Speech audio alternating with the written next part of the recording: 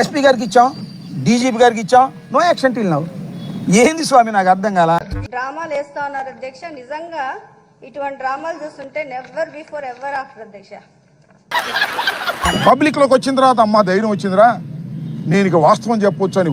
మీ ఓడు లవర్స్ చెల్లెలు అని చెప్పి ఆడిన నాటకాలన్నీ మా తెలిసిపోయి